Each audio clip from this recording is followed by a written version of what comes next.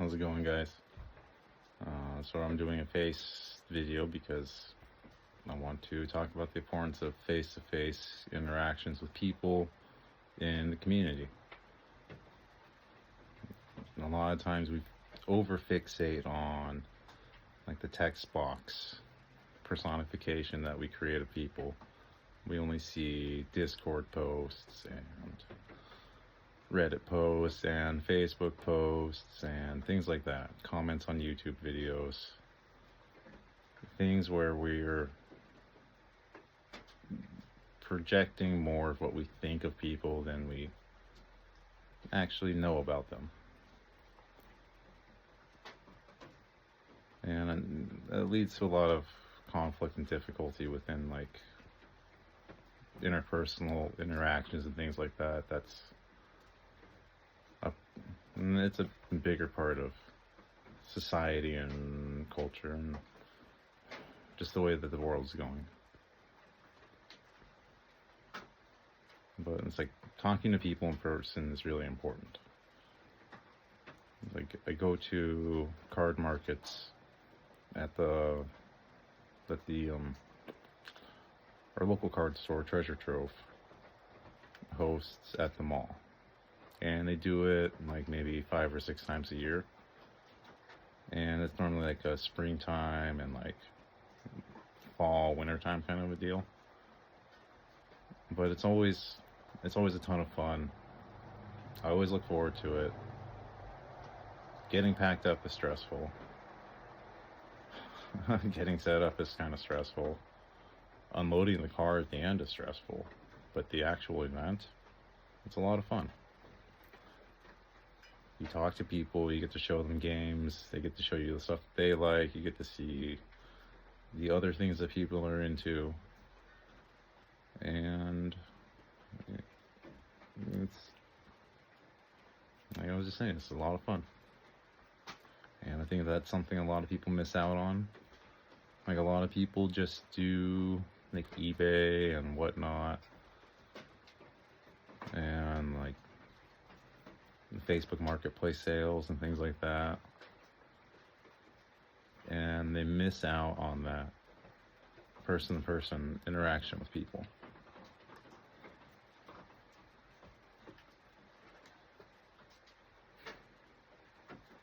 So last month at the market that Treasure Trove did, there was a kid that saw my Revive boards and he really wanted one. And he kept coming back and looking at him, And so finally, I told him, I was like, oh, I do trades also. And because I trade for everything on my table. Like if you see something on my table and you want to trade for it and you got something that's cool that I'm interested in, yeah, we'll do a trade. So he really wanted the skateboard, and when I told him I do trades, his eyes just like lit up. And he like wished that he had known that I did trades the entire market and he would have been at my table the whole time and stuff like that. And so eventually he gathered up all of his miscellaneous things from the end of the market. He had like $40 in Pokemon cards and like a bunch of weirdo sports cards and $10 and there's a few other things that he had too. I can't remember it all now, but so I ended up trading him the skateboard and he was really happy. He was super excited. And this month he came back with the skateboard still. Well, he needs wheels and trucks, and so I need to get wheels and trucks so that way I can just have skateboards that are ready to go for people, especially for like the kids, because we live on an island and our sporting equipment selection is limited. And so I can get some just like cheapo wheels and trucks and get them going at least until they can get something better. So he comes back with a skateboard and he's got a bunch of friends with him. And they're like, this guy trades for stuff and blah blah blah. And so I do some trades with them, and one of the kids brings me some president cards. They're not Topps cards. I don't remember what they are, but it was funny. And two of them are serialized like out of 50, and one of them's oval shaped, like the Oval Office. And so I gave him a couple booster boxes and like a spell book. And they kept bringing me like Pokemon cards and like sports cards and stuff like that. And I told them, as long as it's worth like $1 or more, and you can get like a good stack of something, I'll trade with you. And so they kept bringing me more stuff, and they're like pricing it out. They're sitting at my table for like 2 hours, pooling resources, like everybody throwing over this. There's like 4 or 5 of them at one point. So they pooled all the resources, and I gave them some like boxes and spell books and a couple of release event decks and things like that. And so in their first box of UFO, they pulled a full Hollow Man in Black and a Neutrality Totality Aura. And I was like, that's really cool. You guys should keep those. Like, those are good hits. But since they're mostly Pokemon kids, they just wanted to know how much money they're worth. And I told them, well, nothing in MetaZoo is really worth money right now. And I tried to be really upfront with them about it. And so they understood. And so the kid that I traded the skateboard to, that's what he's explaining to his friends. It's like, this isn't about making money. We're just opening these packs for fun. Like, this is what we collect now. We're gonna give up Pokemon and collect this. And all of his friends were looking at him like he was crazy.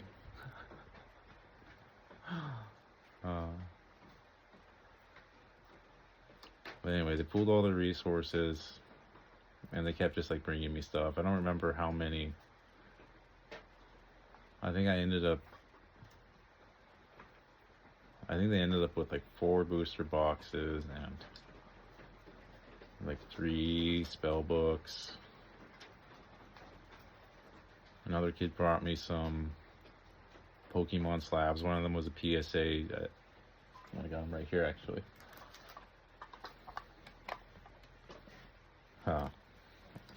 We got a PSA 2 and a PSA 9. And so he brought me these. He wanted to know what I would trade for them, so I gave him 2 spell books, or two booster boxes, and 3 spell books. Yeah. 2 UFO booster boxes, and 1 of each of my spell books that I had. So it was CN2, UFO, or no, Wilderness, and Seance. I gave him 4. And he was super excited, because they're all opening MetaZoo together, and they're all just like ripping packs and looking at each other's cards, and they kept asking me questions about like what their hits were and what's good and this and that and the other thing. And they just had a lot of fun, and they understood that they weren't going to make any money off of it, and it wasn't like a valuable thing. I went to the bathroom at one point, and they turned to my wife, and they're all upset, and they're like, where'd he go? And she goes, he went to the bathroom, he'll be right back. And like a couple minutes went by, and like, well, what do you know about MetaZoo? Can you tell us if our cards are good?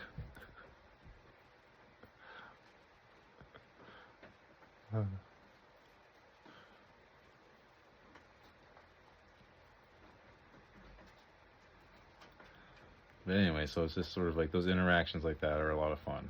Like, I always love it when the kids come by. I always give everybody like free packs when they come by my table. They always get like a CN2 blister, or like some UFO packs, or like a Wilderness pack, or like a CN2 pack, whatever, like a little melody. Just to open for fun, because a lot of times people go to these shows and they're like, everybody's trying to get like top dollar for their stuff. I'll trade you like 85% value for what I got, and bullshit like that. Like, it's just not fun. And so, like, I throw them some packs, they can open them. Like, I'm not really losing any money, and if they enjoy them, maybe they'll come back and buy some more from me later. But it's like one guy, I gave him some packs, and he was like interested in playing, because everybody was asking about the game. First thing they ask is like, is this your card game? Is this your art? Did you make this? And I guess that's some, I guess I should take that as a compliment. But it's always funny. I was like, no, it's not. It's blah blah blah. The Bankruptcy, Meta 2. This is the OG game. I'm like, oh, isn't it dead? It's like, it is and it isn't, because if you go to the OpenZoo server, you can make your own card. There are playtesters there for the original game. There's people there that used to do R&D for the original game, and they can help you flesh out your card to be something real and work with the game system. And then there's even ways to get it like printed through the proxies and stuff like that, so that way you can have a card that you designed and that like you even made the art for. And everybody's just like super pumped about that idea, because honestly, what better way to keep a game like MetaZoo alive than like people contributing their stories to it, because it's already folklore and mythology and like Indian stories, you know what I mean? It's not like, it's stories from the people. This is a whole nother tangent, but it's stories from the people, and I think that it should stay with the people. And I think that the people who are passionate about it should be able to contribute and make the things and contribute their stories to it. It's like the seeing the Cryptid Nation map, when I show that to people, they really, really, really like that, because people can like point out, it's like, I used to live here, I used to live there, I know that cryptid. And they're always like, is there like this story, is there like this folklore, or is like so and so? And I tell them like, no, there isn't, but you can make that card. And that really gets people like excited. And anyway, so I'm always like showing people the card games I like. It's like on my table, I always have like a little bit of Pokemon. I'm pretty much out of Pokemon now and stuff in terms of like my trade stock. I've got like Nom Nom and Shard Bugs and MetaZoo. And then like Magic and stuff like that. And so like people that come by, they're looking for a new game to play, I tell them about Shard Bugs. Like Shard Bugs is like Magic, but instead of killing each other, you're uplifting your deity to greater purposes. And they laugh and they're like, what does that mean? So I explain like the devotion and the mechanics about like how your bugs are your resources. And honestly, like they get really excited because people are like burned out with Magic. And I was gonna make some Shard Bug decks to give to people, but I didn't have time. So next market, I'm gonna make some copies of the pre-constructed decks that I can just throw to people, so that way they can check them out and we can play some games. And then I had a bunch of beta decks for Nom Nom, and I've just been passing those out to people like candy. And so like Victor is sending me a Learn to Play kit. It's still coming in the mail. Alaska. Ground shipping to Alaska involves boats and planes. Sometimes your mail gets to go on the plane, which is cool. But our airport is on another island, and so they have to drive to the ferry, get on the ferry, go to the other island, meet the plane, get back on the ferry, and come back and deliver the mail. And so that is that's best case scenario. So that's boats and planes. Worst case scenario, it involves only boats, and your mail sits in Seattle for maybe 2 or 3 weeks waiting for the mail barge.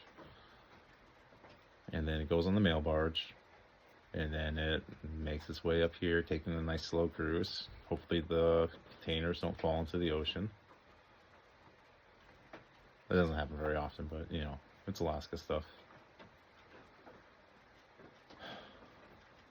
Anyway, I'm getting a learn to play kit for Nom Nom, so on top of that, I've been doing a bunch of trades with people, and I have like a huge Nom Nom horde now. So I got a bunch of decks and sealed decks and beta decks and playmats and prototypes and promos and all the LGS placement promos, like the first, second, third, and the participation burger. So I got a bunch of those already on top of what I'm getting in the learn to play kit. And so this weekend I'm going to do an actual learn to play event for Nom Nom, and to help advertise for that, I've been giving people the beta decks. I'm just passing that out like candy whenever they stop by my table. Hey, you guys want to check out a new game? It's called Nom Nom. Here's a couple free demo decks. I'm going to do a learn to play. Come check it out. Come get a playmat. Come get an actual deck. And I'm also going to give, since I don't have the learn to play kit yet, I don't have packs, so I'm going to give people box soccer packs and a participation burger and shoot, there's something else. Anyway, I've got some cool stuff to give people because it's a cool game, and I want to help create a cool environment for people to, or a fun environment for people to just enjoy each other's company. You know, it's part of the face-to-face interactions that we miss out on. And like for like the MetaZoo, I have like a huge horde from Gloat now. Not a huge horde, like I have a horde for an average individual. I've got like a master case of UFO release event decks and Seos release event decks and master case of UFO booster boxes. So that's like my moderate horde. Plus like some other stuff I've been supplementing, a bunch of spell books. Bunch of spell books. So I've been building all this up because I want to do an actual MetaZoo league with people. And so I have all these decks, and I can give people like a deck so they can check it out. And then I have sealed product, everything from CN2 up through native, that I'm going to use as both like starter packs and prize packs. And so if you play games, you get a booster pack, where you get like you play a bunch of games, or like you win like the most points in the month or most points in a week, you get a spell book. You know, just something cool. And just like a way to get people to play the game and like kind of explore and enjoy it in a way that's not overwhelming. And in a way that they can't just like net deck the fun out of it. That's my biggest complaint with Commander and Magic. So people have just net decked the absolute fun out of it. It's just like a pre-programmed experience. But anyway, I've just been like throwing people release event boxes, and people are excited about it, you know. One guy bought a couple playmats because after I gave him some booster packs, he like sharked around my table a few times and looked at the playmats, and sharked around my table a few more times and looked at the playmats, and he finally decided on a Wilderness and a World Poker Tour. And so he brought those over, and I was like, you know, here's a couple decks, here's a couple more booster packs. And he was super excited because that's enough for him to show his friends also. Because, you know, like I was saying, it's really no fun to just have like a huge horde of cards and nobody to enjoy them with. And so like being able to enjoy that with your friends is probably like the most important part, and like the people that you actually interact with in your community. Which is like I think that's a huge problem with like, especially like indie TCGs. And so we have a lot of people who are just like investors and like speculators and stuff like that, and they're not people who are trying to actually grow the gameplay and like grow the community around the gameplay. and they lose out on like those face-to-face interactions and the importance of it. And it's like my nom nom horde is because of people who are mostly negative about the value of the cards and the product. And like they think that it's dead and it's not going anywhere and all this negativity.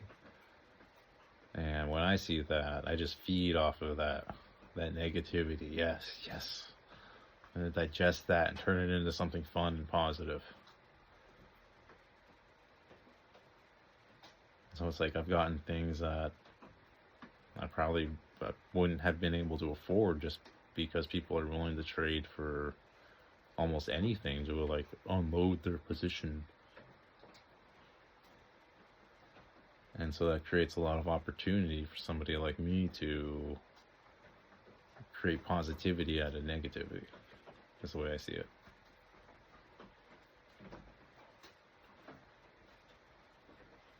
But anyway, that's like the whole deal about like face-to-face interactions and actually like talking to people and like, you know, getting out into the community. Because like, you know, you can get sales and make some money off of like eBay and whatnot and stuff like that and Facebook. But it takes more effort to like, you know, go out to a card show and things like that. But I think it's really worth it, especially just for that human interaction. Because like, you can show people something that you like, they can show you like something that they like. You guys can like trade and talk back and forth with each other. And you know, that's not really something that you can just openly do online. You can like kind of trade ideas back and forth with each other online, but we end up losing the conversation in like a snappy way, or like not snappy, but snarky way, so like shut it down. Like, here's a funny way to whatever. People like to shut down conversation with like funny little things and quips and all that other stuff. I'm guilty of that too. Nobody's perfect. I'm not trying not to judge. I'm just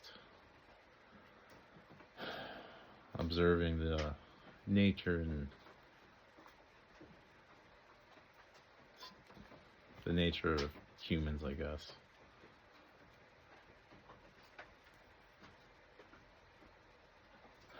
But anyway, you know, just get out there, talk to people, learn what the people like in your community enjoy and the broader or like the broader area and stuff like that. And you know, don't be afraid to just like do fun trades with people. You know, you might go to a card show or a collectible show or like a flea market or a swap meet or something, and you might leave with not as much money as you thought you would make. And maybe it was like a lot of work and it was a lot of time, but you'll probably also leave with like a lot of cool memories, and you'll probably be able to trade for some cool stuff that you would have never seen otherwise. And if you've just got stuff that you're trying to sell or trade anyway, you might as well trade it for something cool.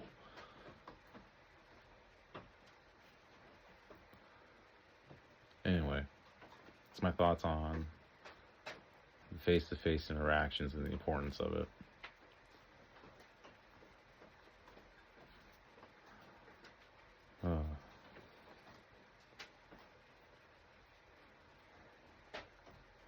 Anyway, guys, have a good one.